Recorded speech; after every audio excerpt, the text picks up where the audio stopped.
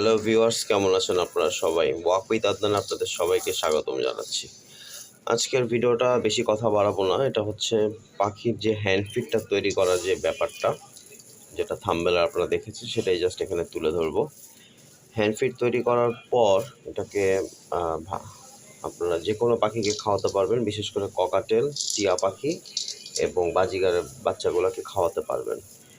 আর A21 এবং A19 সবচেয়ে best খাবার, এটা সবাই জানেন এবং আমিও A21 A19 প্রচুর পরিমাণে কিনছি এবং খাওয়াইছি, কিন্তু দেখা যায় যে ওটা দিয়ে আসলে পোষানো যায় না। এই জন্য ঘরে তৈরি করে যদি আপনি হ্যান্ড ফিডটা বা পাখিদেরকে খাওয়ান, সেটা সবচেয়ে বেস্ট। আচ্ছা আসি এখানে এখন কতটুকু কী আছে। এখানে আছে হচ্ছে 2 কেজি ছোলা, যেটা রোজার সময় আমরা খাই। 2 কেজি ছোলা দিবেন, 500 গ্রাম দিবেন হচ্ছে গম, সাদা গম হোক বা কালো গম হোক, যেটা হোক সমস্যা নেই।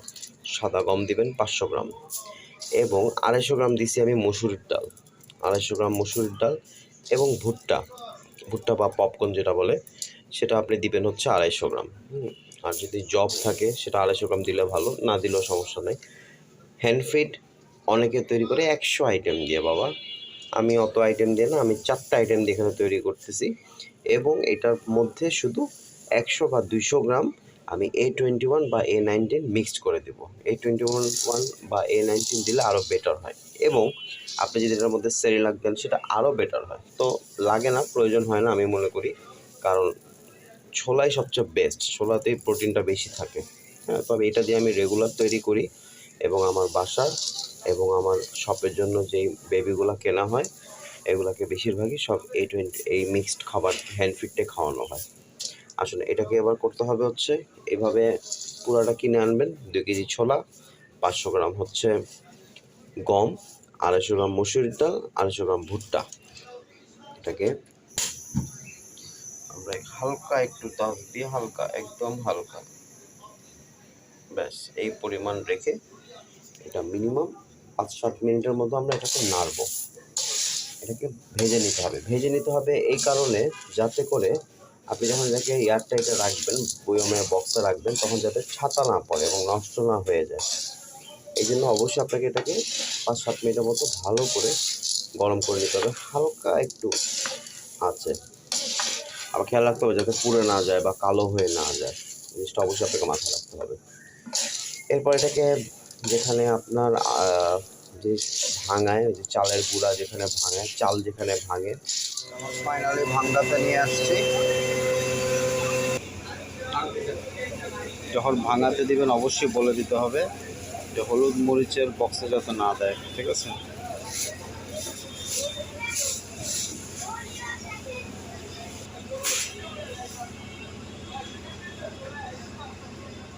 ভাঙানো হইতে হইতে এক কাপ মালটার চা হয়ে যাক, এদিকে ভাঙানো চলছে। নিয়ে আসছিলাম আস্তা, দেখেন সম্পূর্ণ পেস্ট করে দিছে একদম পুরো। 3 কেজি হ্যান্ড ফিডটা আমি এতক্ষণ বানালাম, এখন সেই হ্যান্ড ফিডটা দিয়ে ককাটেল বেবিকে খাওয়াবো। আপনি একটু দেখেন, এই যে গরম পানি নিলাম। গরম পানিটা ডিপেন্ড করবে হচ্ছে আপনার বেবির কয়টা সেটার উপরে। হ্যাঁ, এখানে আমি অল্প একটু নিছি, যেহেতু আমি 10 ml খাওয়াবো শুধু, তাই 1 আউন্স নিলেই হলো। এই যে 10 ml এর জন্য এতটুকু নিলাম। এরপর যে হ্যান্ড ফিডটা বানাইছি, যেটা এই যে এটা এতটুকু দিয়ে দিলাম। হ্যান্ড ফিড তৈরি সিস্টেমটা তো আজকে আপনাদেরকে দেখালাম, হ্যান্ড ফিড কীভাবে করতে হয় সেটাও দেখাচ্ছি। অনেকে অবশ্যই পারেন, শিক্ষার কোনো কিছু শেষ নেই, তাই না?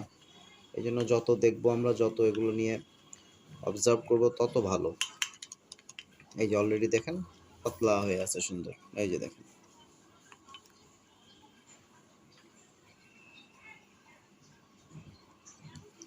একটু পাতলা হয়ে আছে, আর একটু ঘন করেন। একটু ঘন হলে আরেকটা জিনিস একটু মাথায় রাখতে চেষ্টা করবেন, আমি আমি যেভাবে খাওয়াই সেটাই আমি আপনাদেরকে জানাচ্ছি। এক একজন এক একভাবে হ্যান্ড ফিড বানায়, এক একভাবে পাখিদেরকে খাওয়ায়।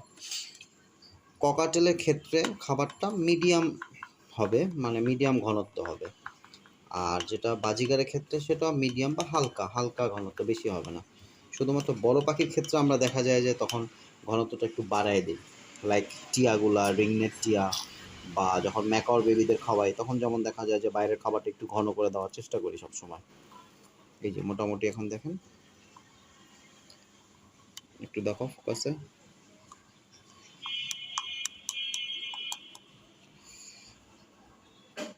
অলরেডি ঘন হয়ে গেছে। এই যে হ্যান্ডফিট যেটা বানালাম, এই যে ককাটেল বেবিকে, সবচেয়ে বেস্ট হলো এই আঙ্গুল এবং এই আঙ্গুল ইউজ করা, এইভাবে না দিয়ে এই আঙ্গুল, এটা আর এটা, এই দুটো আঙ্গুল, এই যে দেখেন, এই যে কমপ্লিট, খুবই ইজি। এটা আসলে আমার ফিমেল পার্সিয়ান, ও একটু খাওয়াতে গেলে চলে আসে, দেখি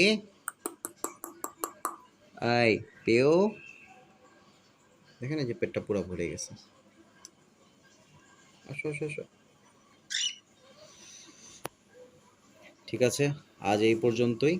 এরপরে কোনো কিছু জানার থাকলে অবশ্যই জানাবেন, আর ভুল টুল যদি কোনো কিছু মনে হয়ে থাকে অবশ্যই ক্ষমা দৃষ্টিতে দেখবেন, এবং ভুল সংশোধনের জন্য সেটা অবশ্যই কমেন্ট বক্সে লিখে জানাবেন।